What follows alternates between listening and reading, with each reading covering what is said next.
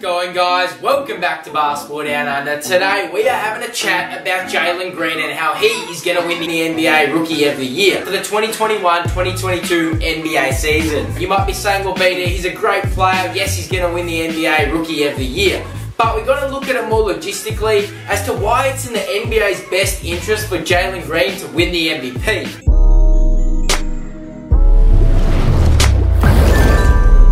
So if we look at Jalen Green, he's an absolute bucket. He can finish at the ring, he can shoot the ball lights out, he can facilitate, and he's got the length and athleticism to be an absolute dominant player in the NBA. To be honest, he's a bit like a shorter KD. He can really do everything. He's a scrawny little guy that's really athletic still, and he's about 6'6". Although KD's 7 foot, they've got a very similar skill set, even though I'd say Jalen Green's even just a bit more explosive. He does have those young legs though. And the fact that he can play point guard is remarkable. We've seen him dominate for prolific prep, we've seen him dominate in the G League, we even saw him absolutely ball out in the Summer League, so we know he can play. And my God, can that kid jump. He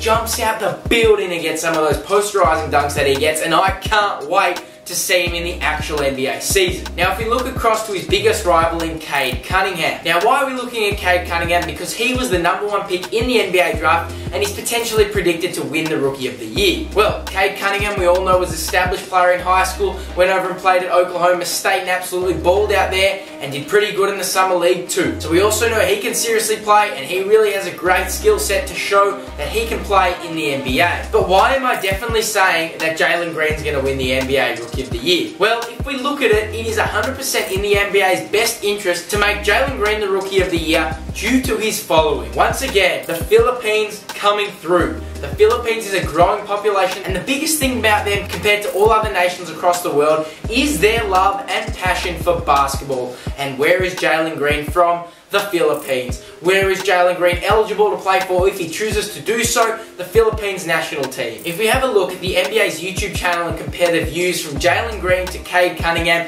Jalen Green is getting nearly double the amount of views to Cade Cunningham videos. That is a lot. Then if we look at other players like Evan Mobley, Scotty Barnes, any of those other top players, no one's views and numbers compete with Jalen Green. Now, I know that might be just YouTube views, and you might be saying, well, the NBA doesn't make too much revenue off their YouTube channel, and that's 100% sure. They do not make that much money off their YouTube, even though I'm sure they do make a significant amount. A lot of their money comes from jersey sales, ticket sales, merchandise, and everything like that. But if we look at the merchandise side of that, Jalen Green is just bringing a much bigger audience. Getting him to the face of the NBA is massive for that Asian population. It also helps that he can jump out the building and put anyone on a posterizer to put on your wall frame with Jalen Green dunking all over the big 7-footers. The fact that he's also got barely any weaknesses, the only one you could potentially say is his defense, you know, his strength, that kind of thing, is a really good sign that he's going to be a seriously good player in the future. And he's even going to be decent in his rookie year. But why is he nearly a lock to win this Rookie of the Year? Well, as I said before, he's got a lot of exposure, a lot of fans, and that will produce even more numbers if he wins Rookie of the Year. In order for anyone to come close to winning that Rookie of the Year, they are going to have to play out of their mind. Scotty Barnes is going to have to average like 8 steals a game for the Raptors. Cade Cunningham is going to have to average like 30 points a game. Josh Giddey's going to have to average like 15 assists a game if any of those guys want to attempt to win Rookie of the Year. I don't want to jinx anything, but let's say in the very unlikely, hopefully not case that Jalen Green gets injured, then the Rookie of the Year leaderboard is available to every single player that is a rookie. But currently, I can already tell you, if you're looking to get a punt on and make some money, go put some money on Jalen Green to win the Rookie of the Year. That's going to be a lock if he plays even remotely well. If he averages about 15 points a game and, you know, 6-8 assists and 5-6 rebounds, he will definitely win Rookie of the Year, because those are great numbers, and especially like we've said, he has a massive following, and that will just grow it even more, where the NBA can actually sprout over even more countries and get even more of a following. Now, speaking of Jalen Green, if we look at what's going to happen with the Philippines basketball team, that's a whole nother story. If he chooses to play for the Philippines national team, imagine how good they could potentially be with him and Kai Sotto. They could potentially, in 5-6 years' time, actually start competing with the top powerhouse teams, Spain, France, Australia, USA. We've already seen that the USA can be beaten, and with players like this going to their national sides of their home country, there's a chance that the USA will be beaten by a Filipino basketball team. Wow.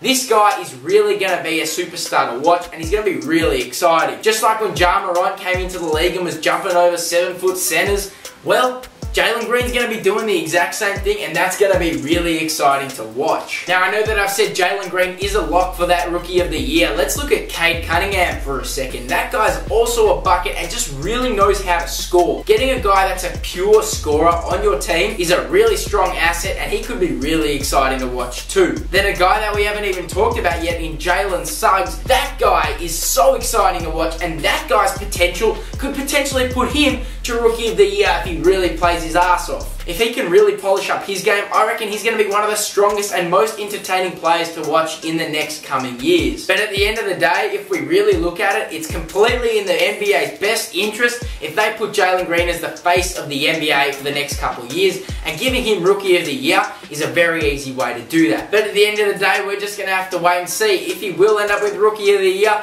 But once again, you heard it here first. BD, let you know, get your money on Jalen Green, because he's going to win Rookie of the Year. Anyways, guys, thank you so much for watching. Please remember to like, comment, and subscribe. Share this with your friends, and I'll catch you later.